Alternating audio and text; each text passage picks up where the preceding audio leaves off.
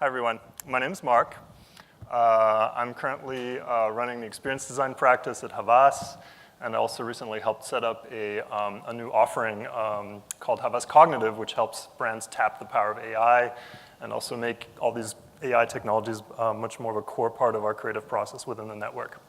So it's a really incredible time to be an experience designer. I don't know if you remember, but about 10 years ago, we used to be sort of the ugly stepchildren under the staircase, and now we're sort of like the beautiful swans in some cases, and people come and ask us to help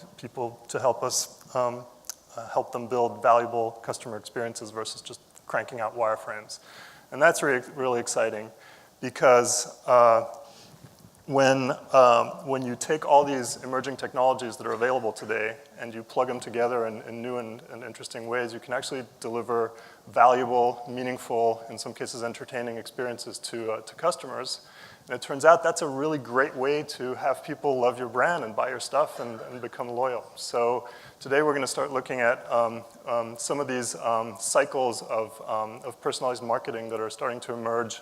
It's not fully baked yet, but there are companies and brands that are sort of starting to make progress in building these virtuous cycles that are built on continuous and authentic value exchange between brands and their customers. So just before we start, just really quickly, you might want to do this now while I'm talking or perhaps afterwards when the conference is done, but take a minute to let an AI service build your personality profile. It's very simple. It'll take 2 minutes of your time. If you search for Watson Personality Insights and click this link that has the demo in it, and just enter your Twitter handle or just upload a piece of text that you've written, as long as it's something that you wrote in your personal, natural writing style, you'll be able to get a really detailed personality profile that includes things like your level of openness, conscientiousness, your level of introversion, your consumer needs, all these inferences about what you might need and the types of messaging you might want to respond to. So think a little bit about that and that kind of firepower, being able to power hyper-personalized experiences and deliver personalization at scale. So just a little bit of context. AI, of course, everyone knows, it's disrupting entire industries, entire business models, creating new industries. But it's also really completely transforming the way customers expect to engage with modern brands. And if you look at these expectations, they're really quite simple. So this person on the left, let's call her Monica. She's the modern customer. She uses Facebook, she uses Instagram, she uses Snapchat, she's on Netflix, she uses Airbnb, she buys her stuff on Amazon, and she engages with a bunch of other sort of customer-centric brands, and that's really shaped her expectation of how a modern brand should behave. And those expectations are really quite simple. She wants to be understood as an individual. She realizes that her data lets brands create a more personalized, more valuable experience. And she expects there to be continuous, progressive, and transparent value exchange between her and the brand. So if she gives you, the brand, a piece of personal information, she really expects something back from it. And she expects that value exchange to be overt and transparent and to be well understood. If you guys remember, up until about 3 years ago, Netflix already had really good personalization, really good content recommendations, but it was getting kind of creepy.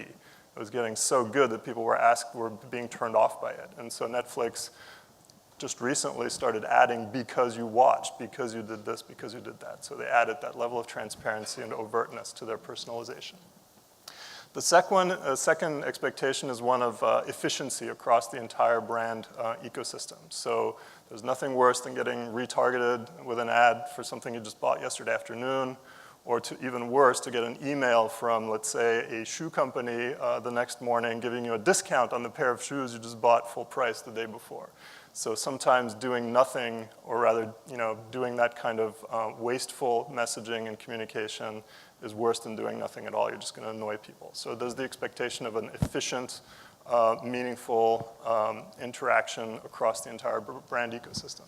And the third one is authenticity. As companies are more and more porous to the outside world, whether they do it deliberately through their employees as brand ambassadors or whether it's not deliberate, people can see everything that happens inside the walls of the company and outside. And so if, as a brand, if your brand promise does not align with your actual business practices, you will get penalized for that. And we've seen that with Uber just recently. That is just not okay anymore. You can't do that. So basically what it all comes down to is people don't want to be told how great their brand is. They want a valuable experience from the brand. And so if you look at CMOs, today they're seeing this as a huge challenge. It's actually very difficult to do that at scale, but they're also seeing it as an enormous opportunity to expand their remit and to start aligning all the different functions of marketing that are currently working typically in relative silos with weak handoffs between one part of the marketing function and the next, in some cases even conflicting KPIs. So working against the common vision of the end-to-end customer experience is something that CMOs are increasingly using to expand their remit and to own the entire customer experience. And here's just some revealing stats here. 83% believe that customer experience is more central to their function than it was 5 years ago. A full 88% believe that they will own the end-to-end customer experience by 2020. And when they're asked to list out the different technologies that are impacting marketing, half of them spontaneously will say personalization is a top factor.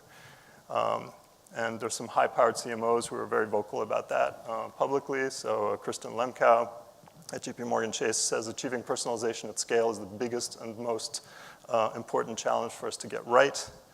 And Johnny Wada at IBM says today's consumers expect personalized engagement, and communications leaders need to shift their mindset from building content that informs to content that influences individuals. So how can AI help build more personalized experiences? If you look at today's AI systems, they're basically capable of doing four sets of things.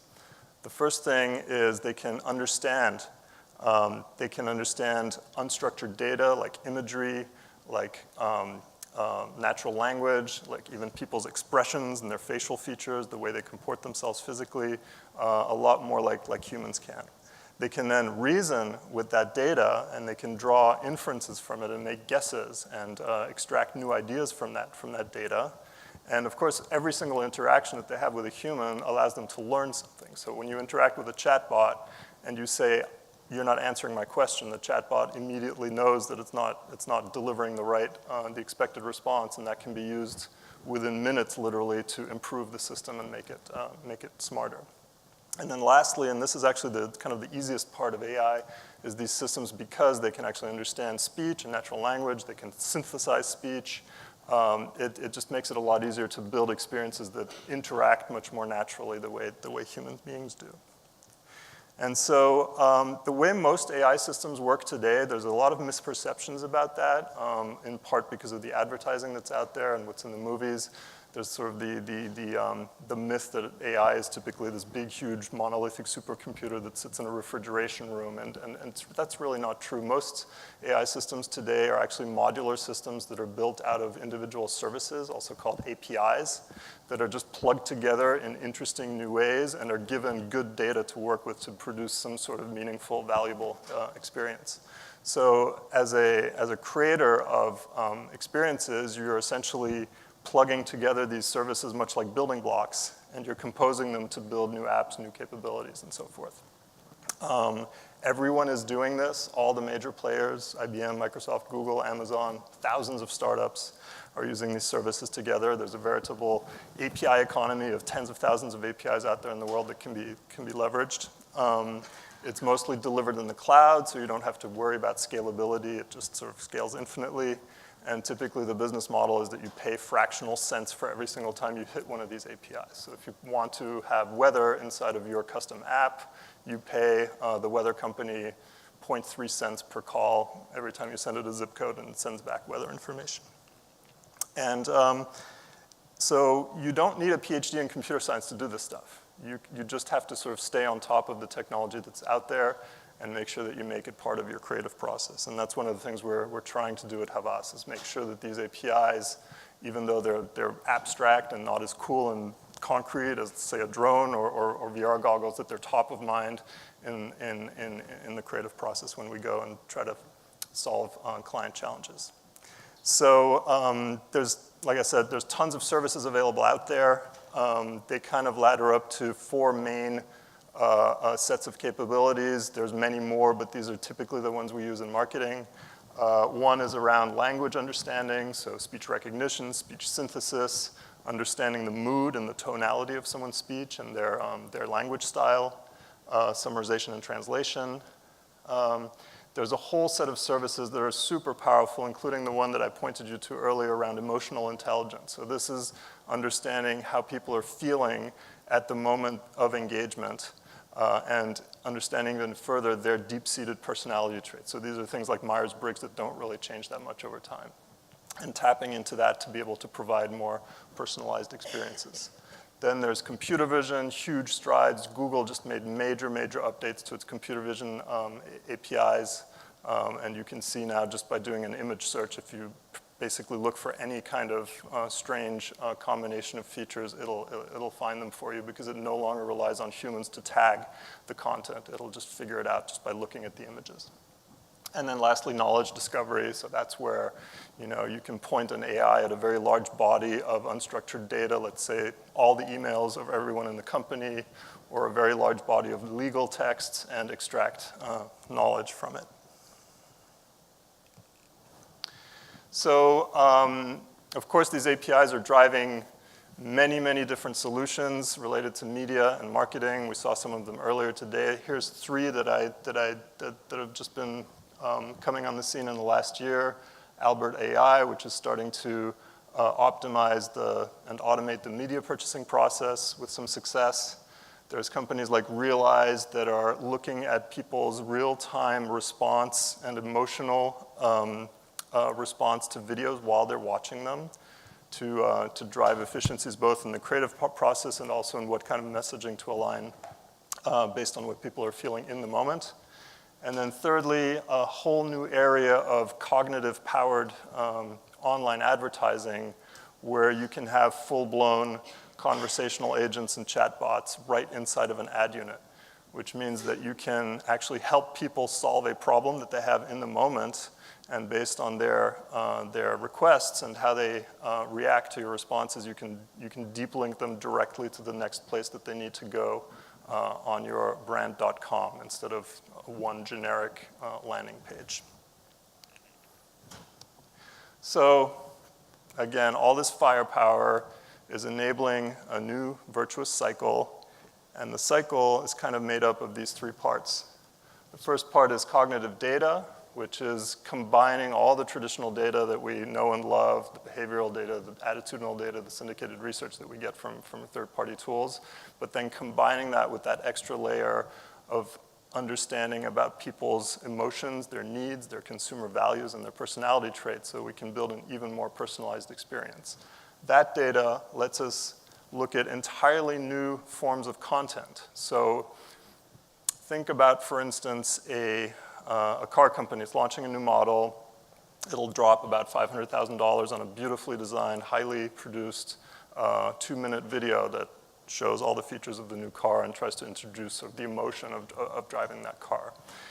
But now think about that same video, but designed and edited from the ground up so that it has a common backbone story that everyone sees. But if you're a 50-something guy who wants to recapture his youth, that would be me, it'll hit on those, it'll focus on those areas, and it'll talk to you and show you edits that are relevant to that need. If you're a first-time mom who just wants to make sure her baby is safe, it'll be an entirely different set of edits. So the same underlying video can be crafted from the ground up to be hyper-personalized for individual people watching it. And in addition to that, at the end of it, every individual viewer can get their unique call to action to drive to the next best engagement based on their need, their emotional state, their personality, and so forth. And that's just talking about video. Every sort of workhorse format or content type of marketing, like case studies and testimonials and demos and other types of content, can be hyper-personalized in this way based on cues that we can get from individual customers. So here's what the cycle looks like in a little more detail. We talked about cognitive data a little bit, so adding that layer of emotional intelligence to the traditional data.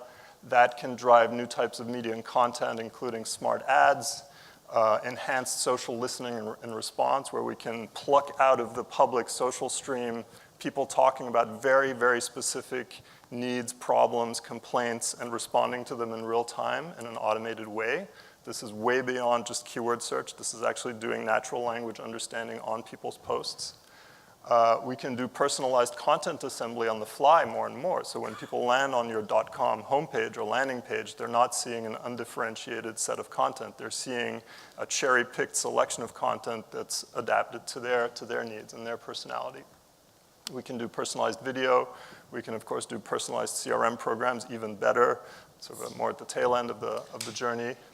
And in terms of cognitive experience, we're starting to see, of course, chatbots and voice interfaces. They're getting a lot smarter. Just in the last year, we've kind of moved from mostly rule-based, simple sort of if-then type of chatbots to fully cognitive chatbots that are powered typically by machine learning systems that actually understand what you're talking about and that understand the goal that the user is trying to achieve and to drive the conversation towards that goal. Those chatbots and voice interfaces can also start embedding some of this personalized content, like personalized videos, for instance, in the stream of the conversation. Cognitive product and content recommendations. So again, you're a retailer. You're already doing pretty sophisticated filtering to let people see selections of content and product that's based on known criteria. But now we can add to those criteria things about how the person wants to project themselves, wants to portray what kind of, how they want to look.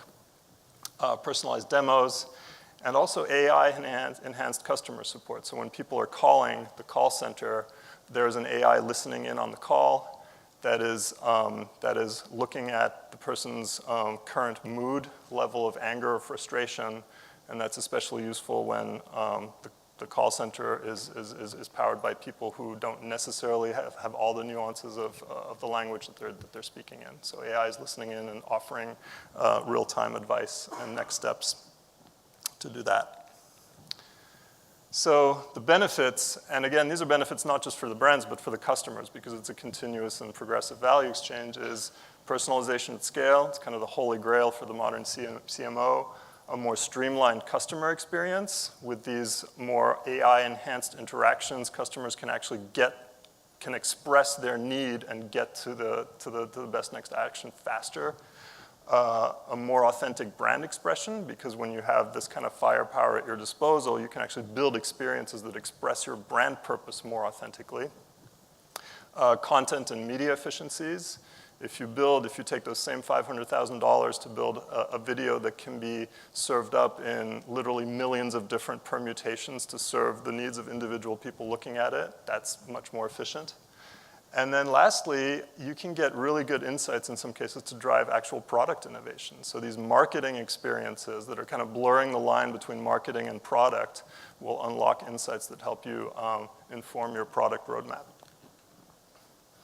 So we talked a little bit about data. Here's some of the stuff that we've started to do at Havas, and others are doing it, and there's solutions out there around that. But really the first, the place to start is to get from, behavioral cohorts to segments where we understand the typical demographics and psychographics of consumers, to get to a place where we really understand how a representative individual thinks and feels about their customer journey.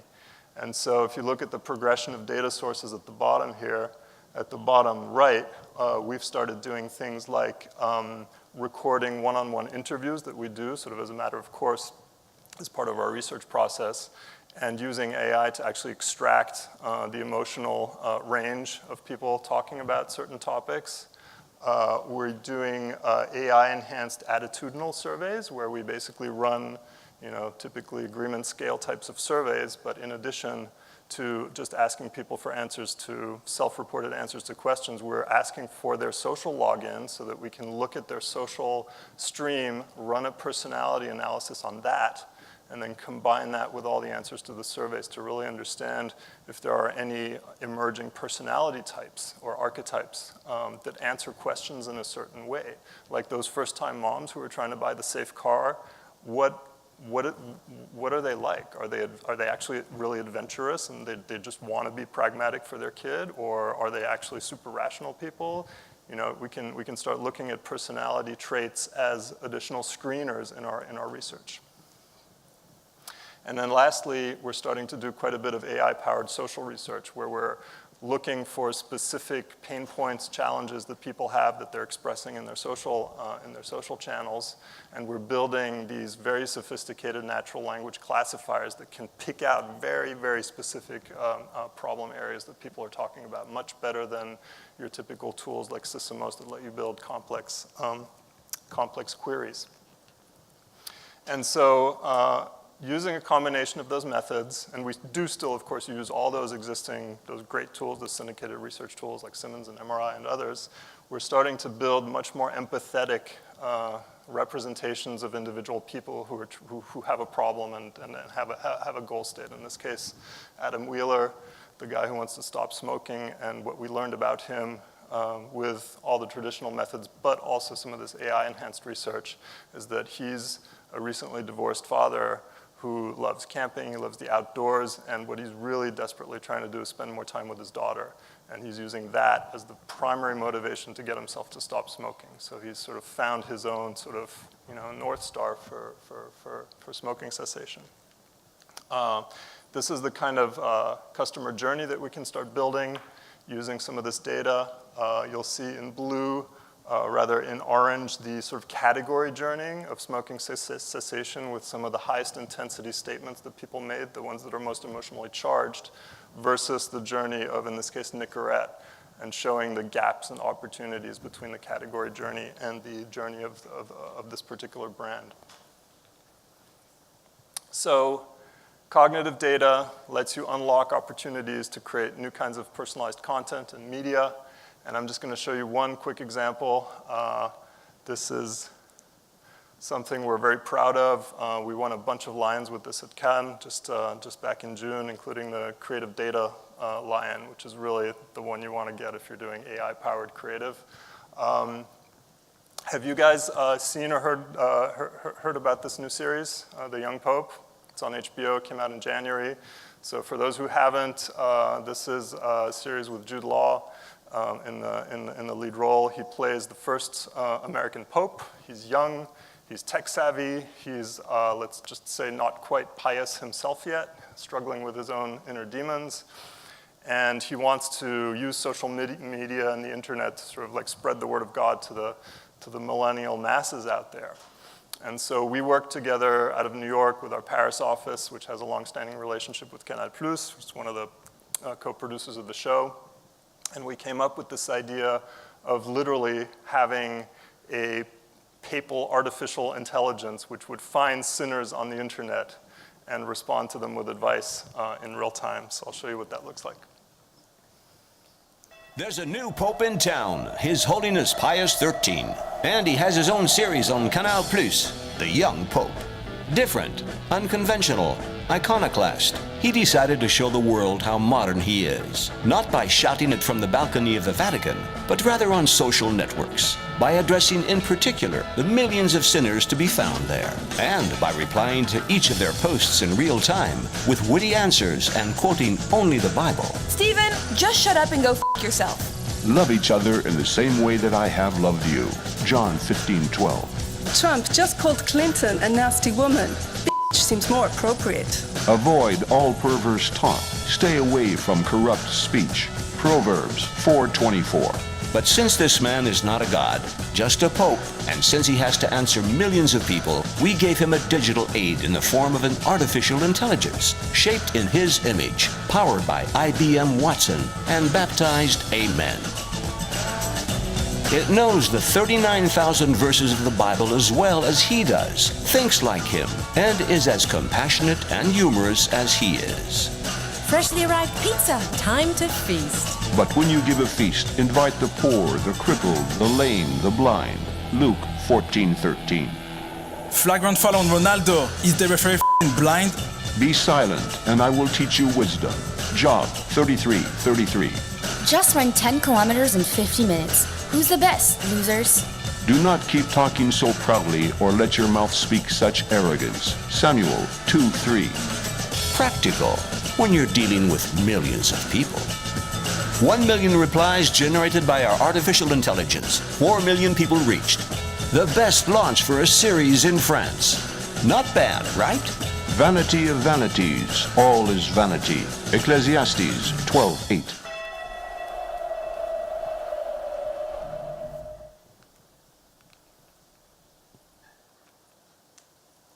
So of course we built a website for this, where you can literally look at all the millions of sinners out there on the internet. This is the cloud of sin. It's color-coded, so it's easy to see who's sinning about what and where they're doing it. This is still ongoing. It's a live site if you'd like to take a look. It's pretty interesting to just surf what people are talking about. So this was obviously a very whimsical, playful sort of application of AI, which is really what's kind of cool about it. And it's actually part of my job is to go out there and sort of share with these, in some cases, very traditional CCO level people across the network that this is actually part of the creative process. This is not some back office thing that you can just like kick over the fence like you used to. But when you think about the mechanics of this, this is a really, really powerful way for a brand to do real-time listening and response. So let's say you're an insurance company and you know that your competitor has issues with response time to claims or other very specific issues that you've identified. You can write natural language classifiers fairly easily that go and pick out of the social stream people who are having that very problem and then automate a response to them. If you want to go even further, and this is sort of at the edge of ethical behavior, if you find an individual who's tweeting about how their insurance is too expensive and they keep cranking up the prices every year, you can send a customized response and you can tweak that response based on a personality profile that you built in real time on that person based on their Twitter feed. So it's incredibly powerful. So let's look at an actual cognitive experience. So this is past content and past media and actually into typically an owned experience. It's on an app, it's on your website. This is something we did for Durex starting 1.5 years ago. So Reckitt Benckiser is a huge client of ours, a global client. We represent about 20 of their brands worldwide. They came to us about 1.5 years ago and asked us to help them essentially sell more condoms to more teenagers. And so we looked at the problems that, what are the blockers to that for teenagers? And we realized really the big, huge blocker is that they don't have access to reliable information about sex anywhere. They can't ask their friends because they're just as clueless as they are. They can't ask their parents because that's just like mortifying. And if they go online, of course, they're not going to get anything that's authoritative. So we decided to tap into the mode of communication that teenagers use today to address any kind of embarrassing topic, which is texting. So like when two teenagers are next to each other, I have teenagers, so I'm seeing this all the time. When two teenagers are standing next to each other and need to talk about something embarrassing, they both text like at each other because it sort of affords that one little extra level of sort of separation. So we decided to build a conversational agent that would honestly and without judgment answer any question you might have about sex. And what was really inspiring in the ideation session that we did with our clients on this is all based on an initial session that we did together with our client, is she said, wouldn't it be awesome if we found a way to build something that would help, let's say, a gay teenager feel better about herself or himself in a country where that isn't accepted, and that really got us going. So here's what that looks like. This is a slightly edited but true interaction of the live beta of this that's up on Facebook right now.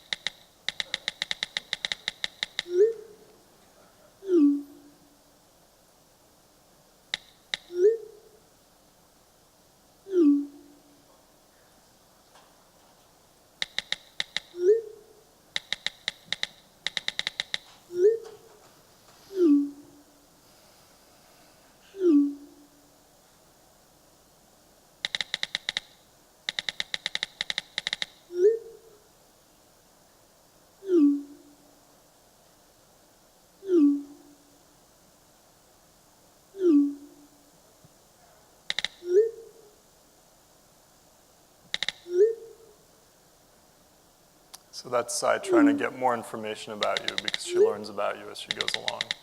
Didn't work that time.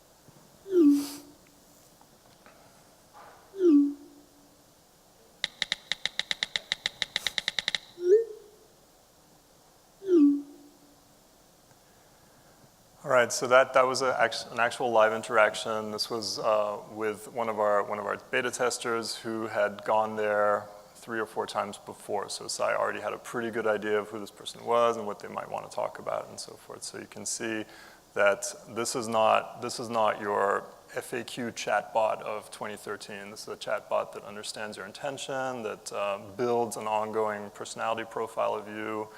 It stores your past intentions, what it's already shown you, and it sort of tries to steer the conversation in a certain direction. So a couple of things to note on this. We've gone in just the past 2 years from building a chatbot being a really kind of intense developer-focused sort of activity. There weren't really any good tools. To it being really more of a new kind of creative content development effort. And so we spent an enormous amount of time getting the brand voice right. You can really see the personality of Sai kind of shining through, and that takes a lot of time and effort to do.